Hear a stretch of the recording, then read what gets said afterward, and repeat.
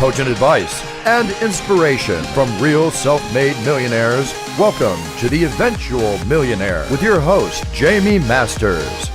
Hey, it's Jaime, and welcome to a select edition of Eventual Millionaire. This is where we go back and find the best of the best, the ones that you loved from the past 6-7 years. We've been doing this a long time, and there's some amazing interviews with amazing guests that you have not seen yet. So we are bringing them back. It is the Selects edition. Let us know what you think, and I hope you enjoy. Welcome to Eventual Millionaire. I'm Jaime Masters, and today I'm excited to have back Daniel Ali. I'm so excited because the last interview that we did, people were emailing me about the maxims that he said over and over and over again. We literally made quote images for social media because he kept coming out with them, and it was awesome. Everybody loved it. Thank you so much for coming back on the show again today.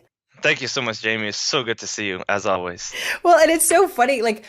I do a lot of these interviews, right? And I love hearing feedback from people. And oh my gosh, people were blown away by that. I was like, I know, he sounds like a Hallmark card and everything that he's saying as a compliment, Of course. But it was insane how it resonated with everybody also. So I'm really appreciative to have you back on the show. Now, like I told you a second ago, I would love to really go down the business sales path because I know you have a consulting and marketing firm and you've done this for clients and all that fun stuff. So, so why don't we sort of dive right into it? How did you even get into the sales side? Were you always really good at sales since you were little, or tell me the sort of the trajectory of that? Well, sales is the oldest profession in the world. And if you're good at it, you can make a lot of money. You know, everything around you is sold. And when I realized that about age 16, I didn't fully register what that meant. But eventually I learned at age 21 that nothing moves without a sale, right? Your couch, your chair, everything you're wearing, it must be sold. And a strategic salesperson is someone who shares the value with the prospective buyer so that they can own the product that they've always desired. And that's what sales is all about. You see, I always learned I was good at sales because I realized that I was good at speaking. And of course, clear communication and articulation is what is needed in sales. You need to tell people what they need. Steve Jobs said, people don't know what they need until you give it to them. And I realized that people didn't know. You know, I used to sell suits at a place called Joseph A. Bank. And people didn't know that certain colors matched or that they had to wear a suit and a tie together. You know, they thought that they could wear a sweater or something. And they're going to weddings. And I'm like, well, you're in Miami. You don't need a sweater. Ditch that, right? And just showing people what they never thought about. You know, help them overcome the limitations. You know, don't limit the challenge, but challenge the limits and break through in your own success. I know, I love that. There was another one. I saw it. I caught it this time.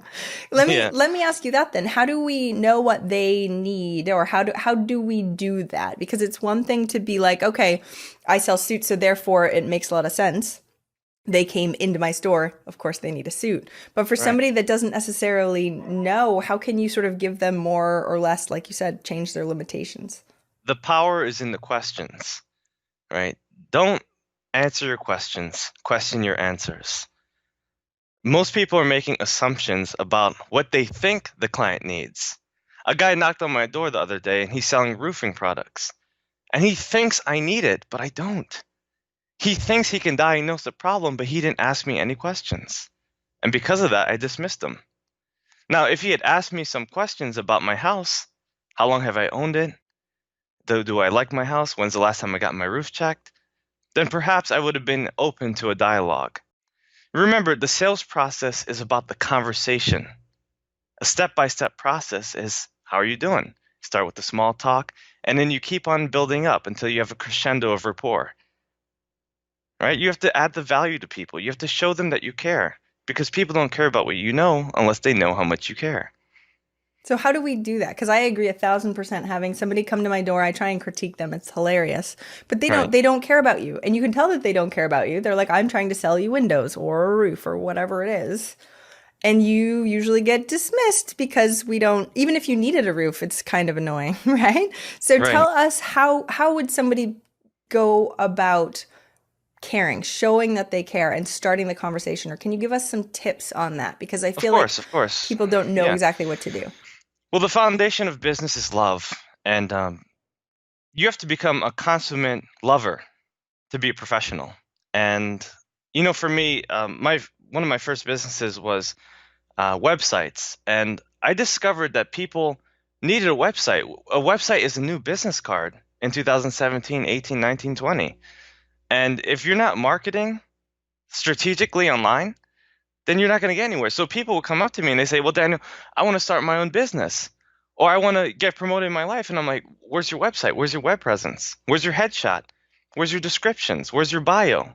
What's the story that you're telling people?" You see, in selling, you need a product to sell and a story to tell. What is your product? What is your story? What kind of business are you pursuing, and how are you adding value to people?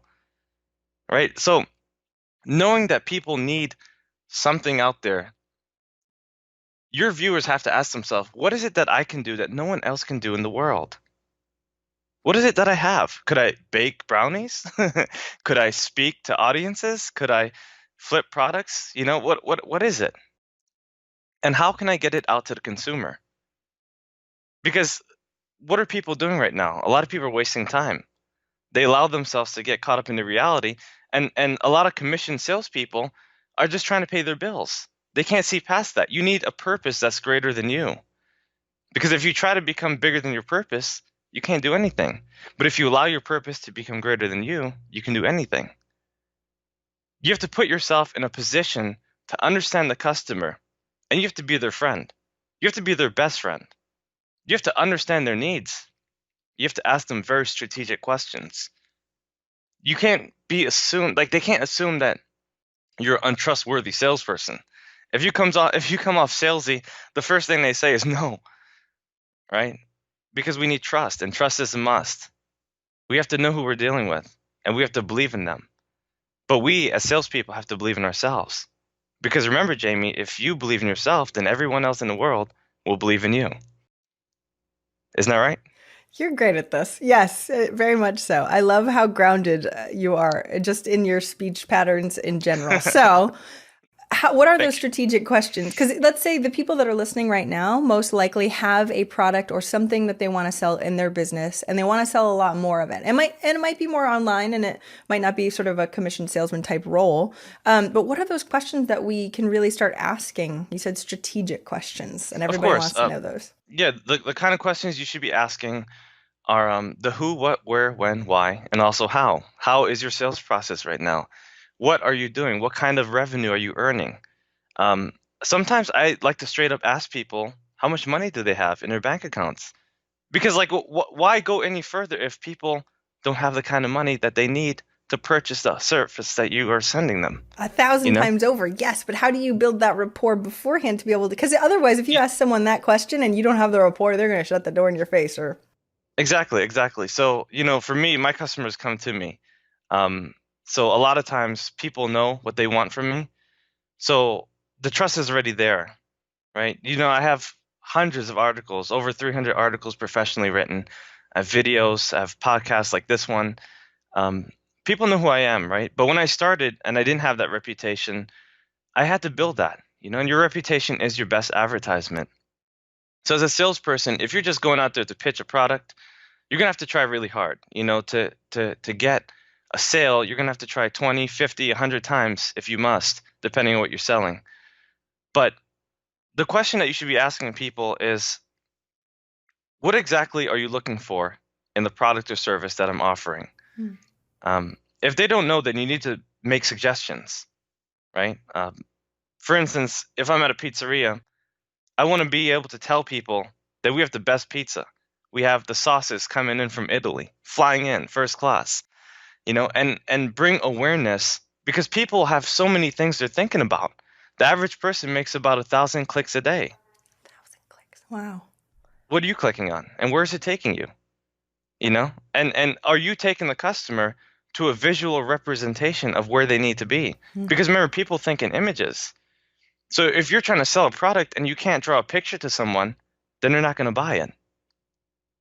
Like the guy sold me a Jaguar the other day. I just bought a new Jaguar, brand new. beautiful car, over $100,000. And this car he drew an image in my mind. He said the Queen of England sits in the back seat right here. And I saw the Queen of England right there. Now, I didn't know that I wanted that kind of royalty and prestige until he said that. And then I saw myself hanging out with the Queen, like, hey, I don't know if I could touch her, but like I felt like I was there. So he took me there and I was sold immediately. I already knew I wanted the car, but knowing that I was next to the Queen now confirmed it even more.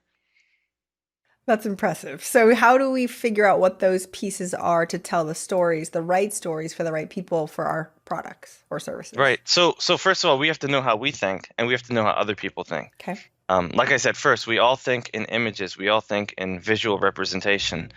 So we do have to know what people want. People want to live nice lives, right? And the same thing, when I go to China, when I go to Spain or Brazil, I see the same thing everywhere. People want happiness and security. People want to be prideful. They want to keep up with the Joneses.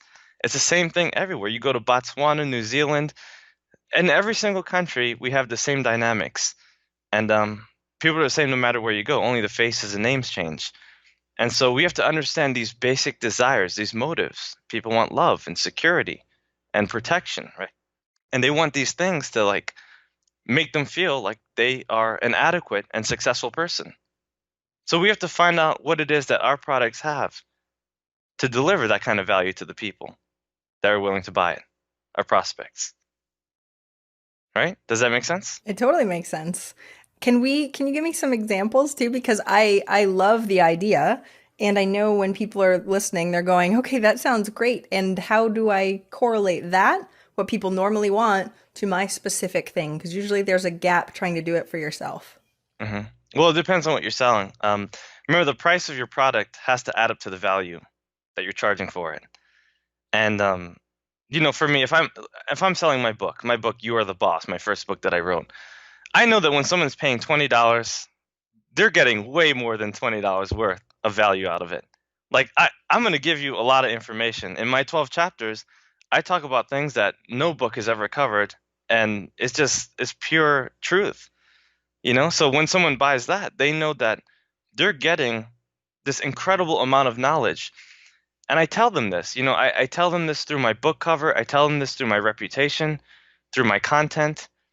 And I allow them to understand that this investment is better than the other investments that they would make. There's an opportunity cost. Instead of paying $20 for a night out at the movies, I'm like, a $20 book would take you even further. And I help them to educate themselves upon the value of learning, right? Because, there's only 3 stages in life: learning, earning, and returning. And I'm like, you can't earn if you don't learn. And you can't return, you can't give back unless you learn and you earn. So understanding that there is a level of knowledge that people already have, and then bridging that gap so that they understand it even further, is imperative to a successful salesperson. Do you think that's innate or something very learnable? It is innate, but it's also learnable. Now, when I say innate, a lot of introverted people say, oh, well, I can't do that then because I'm not talkative. But the fact is that introverted people can actually be more talented as salespeople because they're more introspective. They're more empathetic in some ways than extroverted people. So I am an extrovert, but I also have introverted qualities as well. And to me, none of that matters, right? So what really matters is, do you have an understanding of yourself first, but also of the people that you're serving, and are you giving them exactly what they want in the way that they want it? Are you exceeding their expectations? Are you meeting them where they're at? Because most people, they're not doing that. They're just knocking on your door and expecting you to pay them because they have to catch up with bills. And just understanding that, like I said, the purpose is greater than you, then that's the most important thing. How do you assess them where they're at, right? Because every person is in a different place, I'm assuming, right? Yeah, and that's questions. You have to ask them. For instance, like I said, if someone's trying to buy my book, I have to ask them, well, what are your goals for this year? What are you planning to do? Are you happy with yourself? How's your family? Are you married? Do you have kids? And then once they start talking, I get the answers to my questions. And those answers lead me to more questions, follow-up questions. And now I'm able to diagnose the problem. Boom, I found it. Right? This guy's, let's say he's only making $100,000 a year, but he wants to make $250,000. I'm like, okay, well, how are you going to bridge that gap? How are you going to find that 150? Well, my book is only $20. If you read that, I guarantee you're going to find at least 10 tips. All you need is one, right? One good idea. And once you apply that in your life, it becomes practical instead of theoretical. And then, you're going to buy my course and it's going to help you because you already made 250. Now you want to make 1,000,000. My course is going to help you get there. And so will your course, right, Jamie? Yes. So Courses. let me ask you that. Well, it's funny because I don't have any digital courses because I do the exact same thing for you. I need to know if I can even help them. That's my goal. Whenever I do a sales call, I'm like, I don't know if I can help you. Let me find out. So let me ask Right. you, and I tell them pretend I'm interviewing them because I will bombard them with questions. That's the beginning of my sales calls because I won't pitch anything unless I know that it will actually help, which is, integrity, kind of important. Right. It is true. But you also need to know exactly what their pain is so that way you can go, oh, this is actually going to be a good fit for you. So that way it will be a no-brainer for them to get it. So when Yeah. you're looking at assessing that, it's one thing to be able to have a back and forth conversation because it's a lot easier. What do we do when we're online? So when we can't pull out all the pieces, right, and be able to have a two-way conversation because we're actually, and I know you do marketing all the time, right? So it's a marketing thing. So how do we do one to many and still have this level of connection? It's so simple. Just get your face out there. When I go on Jamie's website, I see this beautiful woman Aw. and her face is there and I trust her, like automatically. She's right there. It's so available. When people see my TED Talk and they see I have millions of views and they see that I'm very sincere about the words that I talk about, they believe it. There's a believability factor, right? They read the comments. They understand what I'm saying because it resonates with them. They never heard it before. They wanted to hear it, right? Some of the people I'm talking to, they wanted to hear from their parents or their teachers or their pastors or their preachers or whoever, but they never heard it before. And once they hear truth said in such a different way, especially in my rhetorical style, they start to say to themselves, this is something that I need. I need a leader to hold myself accountable. I need goals. I need to read books. I need to manage my time better. And once they come to the understanding that they need to improve, that's when they pull their wallet out. And that's when they say, you know what, I'm ready to buy. I'm ready to get to the next level. In fact, I have a rule where I say you need to invest at least 10% of the money that you would like to earn. So if you want to earn $100,000, you need to invest 10%, which is 10,000. If you want to earn 1,000,000, that's 100,000, right? And I believe that if you keep on investing in yourself, pouring that money back into yourself and your business, it's going to take you to momentous heights. It's going to help you to get to the echelon of success. It's funny because we were just talking in the last interview that I did all about putting money back in. And she was like, I don't think people understand that aren't in business how much we reinvest back in, right? Right. So especially when you're on a growth trajectory and you're really trying to change things. So what do you suggest for investments? Are you talking about just learning side of things? Are we talking about testing new marketing tactics? What is the investment definition to you? Right. So every excess dollar that you have, every discretionary dollar needs to be eaten. You need to like indulge it because every dollar that you make needs to be reinvested back in yourself, right? A lot of people are trying to save, but honestly, the only reason you save is to invest, right? So like, even if you have $10,000 or $100,000 in the bank, you need to take that money and pour it back into yourself, right? Or even if you have a couple hundred or like $10, whatever it is, take that last dollar and invest it in yourself. Start reading books, start going to conferences, hire the coach that you need that can give you the step-by-step process that you need. I think a lot of people need wisdom and understanding, and wisdom is knowing what to do and understanding is knowing why you did it. So wisdom is like following this podcast because it's going to give you the valuable input that you need, and understanding is like shaking your head saying, you know what, this is the right decision. I did choose the right people to listen to. And I think like before someone starts a business, they need to be properly guided into getting to that point. And that's why we do what we do. We give people that step-by-step process so that they can be able to maneuver through those obstacles and get on their path of success.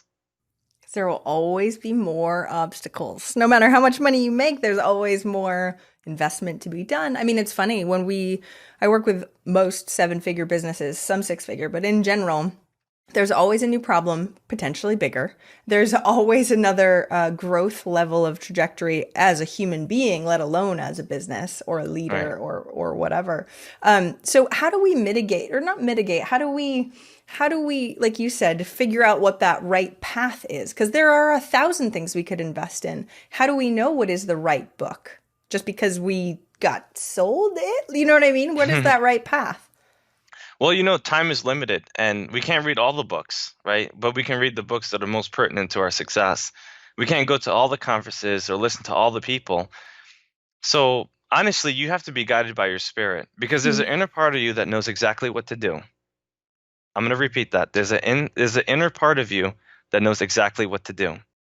And each person is wired with this godlike perspective that navigates them to where they need to be. And so you need to sit down with yourself, meditate, and pray if you do, and think about what is it that you need to do? First of all, what is my talent and where is it taking me? Someone once said that your gift will make room for you. So what is your gift? What is your skill? What is your ability? And what are you doing to cultivate it to such a level to help you get to where you want to be? If you want to cook, then you better get the best cookbooks. If you want to speak, then you better study the best speakers. If you want to travel, then you better start looking at the map and figuring out how the globe works and finding out, how to get your next flight ticket. So everybody has a desire, but what they do in the process to acquire that desire is really what they need to figure out. And that's when they need to look inside and find out who they are because the truth is always there. I'm so excited that you actually lightened up that spot because I just came back from a 10-day meditation retreat also, right? And so I had shut down looking inward for a very long time. I was just, not randomly, but I was hiring coaches and I was having people, and I have lots of really smart people that I get to interview that wanted to help. So I was literally going, ooh, you know what to do, you know what to do, you know what to do, and sort of shutting down the inner guidance side and going, how come that didn't really work as well? I don't really like that. Why am I doing right? And so I got myself all crossways for a long period of time, especially when I first started, because I wasn't an expert. I didn't really know exactly what the next steps were. And really paying attention to what felt right was difficult for me because I had shut sort of that piece down. So how do people tap into that more? I know what I've done with meditation and that sort of thing. I meditate every single day. That being said, some people I mentioned the word meditation to them and they're like, oh, I've got an entrepreneur brain. I can't do that and that sort of thing. What other options or a continuation of that option can people do to really enlighten that guidance? Well, knowing Jesus Christ is the greatest thing that has ever happened to me. And since I've been reading the Bible, I've discovered new truths. I mean, Jesus is the greatest salesman that ever lived. I mean, he's only been alive for 33 years. And 2,000 years later, there's billions of people that still believe in him. I mean, if you're not going to learn from him, then you might as well not learn sales at all.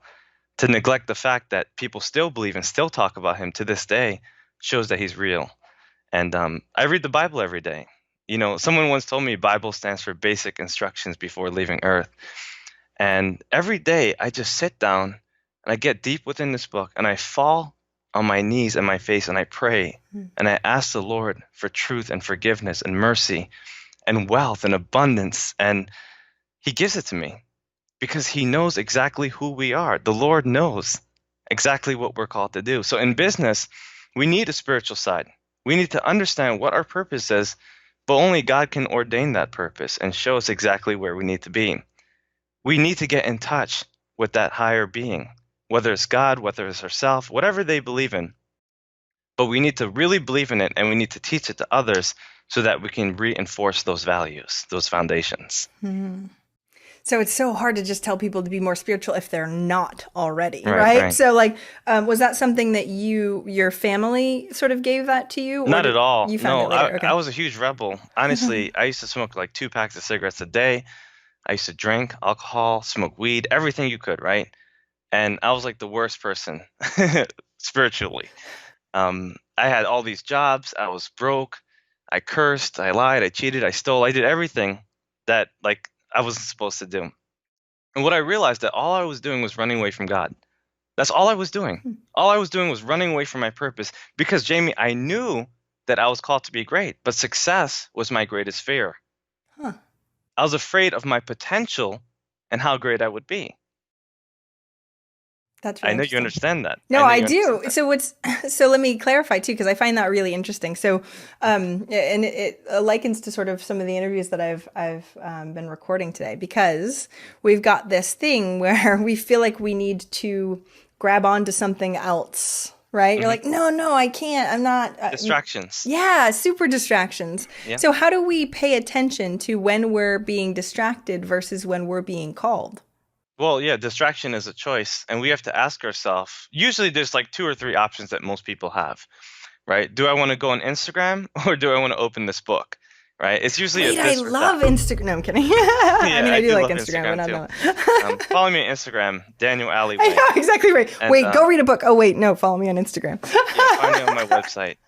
No, but seriously, it's so important to just make these crucial decisions. Everyone's making dozens, hundreds. Entrepreneurs are making thousands of decisions every single day, and we have to know like who we are and access those deeper truths. So to the people who are not as spiritual, you don't have to be spiritual. You don't have to be this guru where you know everything. All you have to do is look at yourself and ask yourself, what is it that I need to do that I haven't been doing? What are 3 things I dislike about myself that I need to cast out? And what are 3 new things I can adopt? Is it better fitness? Is it more knowledge? Is it more income? And what are those 3 things holding me back? Is it pornography? Right? Is it lying? Is it cheating? Is it stealing? Is it, gossiping? Whatever it is. And get true to yourself so that you can be able to reach that higher level of success. That's basically all it comes down to. It's in looking at yourself again with the actual mirror that's real and not a facade of what we pretend to be. Yeah. So the other question though is do we have to be perfect all the time either then, right? So like a long day, a glass of wine, you know what I mean? Like where does that line come in? Well, that's when I believe asking for forgiveness. First, forgiving yourself, because if someone makes a little mistake, they get so hard on themselves. Like, oh, I didn't work out today, so like, now what? And people just get so mad at themselves, and it just leads to more debilitating behaviors. So forgiving yourself and allowing yourself to be who you are, knowing that you make mistakes, right? If you're going to do 100 things, you're probably going to make like 10 mistakes a day. So allow yourself those opportunities to learn and grow. Why did I miss my workout time yesterday? Is it because I didn't manage my time well, or is it because I didn't want to put on my running shoes? Right? Answer the truth. If it's the running shoes, then maybe you need new shoes, right? Or maybe you need to just put your socks on all day so you can just slip them on, because maybe it's the socks that's holding you back, right? So there's a pain or pleasure principle, and it basically says that, we try to avoid pain and we try to absorb pleasure. So if putting on our socks is a painful experience, then we're going to do the most pleasurable thing, which is probably like surfing on YouTube or calling up a friend or something like that, right? A distraction, whatever that may be. So just being true with yourself and knowing the consequences of each action, I think, is something that can help you to sustain success. You don't have to be perfect, but you do have to understand who you are and what you want to accomplish as you continue to reach your higher goals.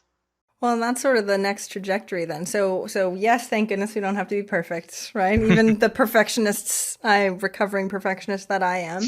How do you continually, because it's a continuous forward motion, right? Continual process. How do we continually keep pushing outside of our comfort zone, keep trying new things, keep moving forward on that trajectory of, like you said, you were called to it.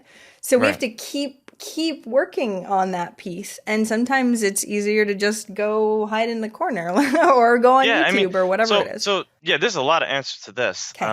Journaling is important. Yeah, like you write a letter to yourself or write a letter to God and tell yourself or God everything you want in your life. It could be 5 pages, 10 pages. Just put the pen to the paper and let it flow. That's one tip. The second tip is making positive affirmations and prayers.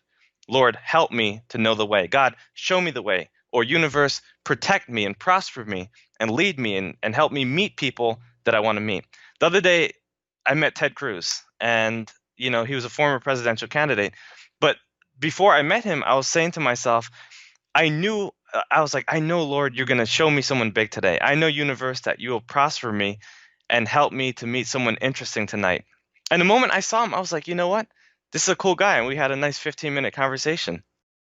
So you have to understand that the universe is going to put you in the right place if you ask for it. So journaling, affirmations, praying and meditating, like we were talking about, and just having a good support system to pull you up when you're down, and just feeding into them and allowing yourself to be fed from them, from their hand. Because if you don't have good people around you, then it doesn't matter how many books you read or how many podcasts you watch. You have to have people that lift you up, that hold you to higher standards so that you can keep on succeeding. Let's talk about that for a second, because I think that's really, really important. It's one thing to try and find that support system. So first, let's talk about how do we find that support system? Right. So first of all, you got to get rid of all the wrong people in your life in order to get the right people in your life. Okay. And even the wrong people could be very close, like a spouse or a brother or a father or mother. And we need to understand who we're dealing with here. If our mother is giving us advice and she's only making minimum wage and she's talking about money, then we need to stop listening to her. We actually need to do the opposite of what she's doing, right? We always hear people saying, well, don't get a credit card. And people don't know why. People don't know that our system was built on credit, and that credit, if used in a business correctly, it can help you to prosper. It can leverage you substantially. So not listening to certain people and their expectations and their suggestions, I think, is imperative to reaching success. So you got to find people who are successful. I used to make a list in my first year of business, and I said, you know what? I need to talk to 50 millionaires this year. And I made a list of 200 millionaires, and I did get past 50, by September. So my goals were becoming actualized because I actually made a list. And I do recommend people writing their goals down every day so that they can gravitate toward their success. That's a good word, though, gravitate. So write your goals down every day, right? What do you want to accomplish in the next year, 5 years, 10 years, 50 years, right? Who do you want to become? Where do you want to go? Write down those capitals of the states and countries that you want to visit. Write down your top 50 people that you want to talk to, interview, right? Write down the path of income or the potential businesses that you can start. Write down all these things, and every day you'll just keep getting new ideas, and you'll just be so inspired, and people will just start gravitating toward you. See, and it's funny, I just came back from that meditation retreat, and during it, I have a vision board downstairs that I've painted, right? And I look at that, it's in my workout room, and they had me make a mind movie. I don't know if I know the guys that run that company. And what was really interesting is I have where I want to go. I have I have tons of things within this mind movie that you watch sort of every day. And there's a song, and somebody commissioned me a song for my birthday, by the way, best birthday present ever, about my perfect day. And so I watch that every single day now. And I know, right? And it evokes emotions, and it's amazing. And it's funny because I have a picture of the Eiffel Tower because I really want to go to Paris, and my friends are getting married in Paris. So now I'm actually booking tickets in October to go to Paris, which I know, right? So it's amazing to see that it's not just about writing. It's not just about you going, I want this, putting it away. That's great. The universe might bring it to you. It's like I'm seeing it every single day, going like, oh yeah, these are the things I really want. Oh yeah, these are the things I really want. And your brain starts to, even just scientifically, your brain starts to find solutions. We are problem solvers as entrepreneurs. We can figure this stuff out. So as you go, you see all these new opportunities. Hopefully not distractions, hopefully just opportunities. Of course. That make a huge difference. So how do you actually, because I'm sure you have 1,000 things that you want in your life, right? Lots of goals, Jaguar, all sorts of fun stuff. That's a nice car. My mom wants one so bad. I told her I'd buy her one at some point. So beautiful. Look at your face. But that's what I mean. So how did you make sure that was top of mind for you? How do you make sure that you evoke that even after you've had 1,000 other things that you also want? Right. So knowing that it's already out there, I believe that when the mind is ready, the money will come. And let's say you want a Rolls Royce and you know that the dealership already has them. Go to the dealership and test drive a Rolls Royce if you want one. Mm. If you want a really good first class steak and lobster dinner, pick the finest restaurant in your area. If you got to drive 4 hours to get there, do whatever it takes. If you want the best clothes, I remember I used to go to Nordstrom every day and try on brand new $1,000 suits. And within a year, I was able to purchase one for myself, Aw. right? So what your mind dwells upon, it will come to fruition. Mm. But you got to allow yourself that chance. The house that you want, the mansion is already vacant, but you just have to take it. You have to go visit it. You have to look at the marble countertops and the fireplaces and the swimming pools and the closets, the walk-in closets, the double shower, the triple sink, right? All these things, the marble floors, it's already out there. You have to go there and see for yourself. And imagine it. Take in the breath of fresh air. Listen to the salesperson suggest the highest and best thoughts if they're good. And start looking for opportunities of wealth and abundance and prosperity. Look for blessings. Don't look for curses. Look for what you can do instead of what you can't do. Stop thinking about those limitations and excuses, because the world doesn't want excuses. It wants execution. It wants you to live up to your potential. It wants you to realize your greater wealth. And it's already out there. When the mind is ready, the money will come. You make me want to go look at houses and cars. I'll have those experiences so that way you can really bring it up. What do you think that is? Is it the emotional feeling? What do you think? Oh, Yeah, definitely. so tell me more about that. It's an emotional process, because when you see it, the first thing you might say to yourself is, I can never get that house, right? It has 10 bedrooms. It's $10 million. Oh no, like that's the first thing. And then the second thing you think is, you know what? This is reasonable. The third thought is like, you know what? I'm going to get this. The fourth thought is like, you know what? I need to find a way to get this, and then you get really excited, and all of a sudden your soul starts to boil up. You start to like gravitate toward that. You're like, what can I do in my business to add more value to my customers? How can I create a family around this kind of environment? What are these potential neighbors like? Do I have a brain surgeon next door? Do I have a musician that's well known? And just imagine and fantasize these people in your life. And as you collect all these thoughts, it will mesmerize you. It will take you to a deeper dimension. It just sounds fun anyway. Yeah, you It might as is. well have the fun of the experience of dreaming about it and potentially have the fun of actually having it. So Of who course. wouldn't do this? And that's actually a really good point, because in my mind movie, we're looking to move and bring the kiddos to another area because there's a school I really want to send them to. And I've been looking up houses. And in my head, I'm like, these are like, 3 years down the line houses. They're really, really nice houses. And now I'm like, I want to go visit that one. Like the one specifically that's in my mind movie. Yep. I want to go visit it, which makes total sense. Okay, so I'll It have could to happen drink now, that. Jamie. I know, that's exactly, It's on you. I know, man. All right, fine, challenge me. But that's a really valid point, that it's not about the time. So that's what a piece of the meditation retreat that we went to too. Time is relative, right? And there's many different things that can happen that don't matter with time at all. The people that have all the money, or not all the money, but the people that have really good wealth and abundance in their life also have amazing amounts of leverage, and things can happen like that. So you don't Right. have to think that it's going to take you a really, really long time. Right. Which is awesome. All right. This is amazing. I love it. Let me ask you one question before we get to the last question, because when we were talking about support, there was one other piece that I wanted to sort of bring up, because it's one thing to have the people that seem like they're successful, or that shouldn't say seem, that are successful around you, because that's who we want to surround ourselves with. And it's another thing to actually receive their support.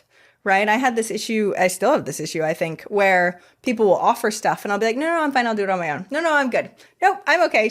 I don't need it, right? So how do you get better at letting in and really asking for the help that you might need? Well, you have to support your team if you want your team to support you. Mm-hmm.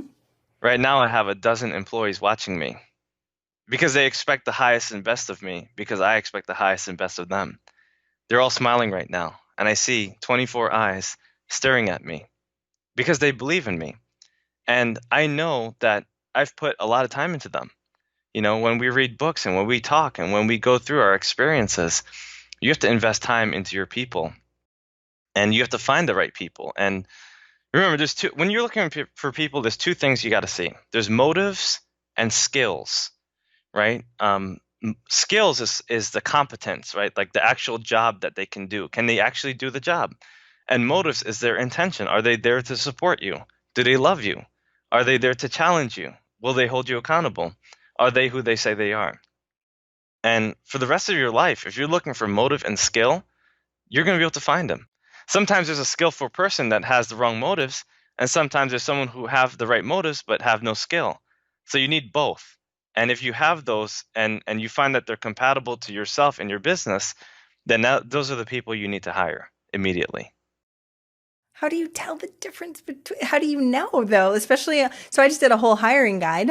I'm trying to flush some of these pieces out because some people can say they have the skill or say they have the motive. Put them to a test. Make them work for free and see what they're all about.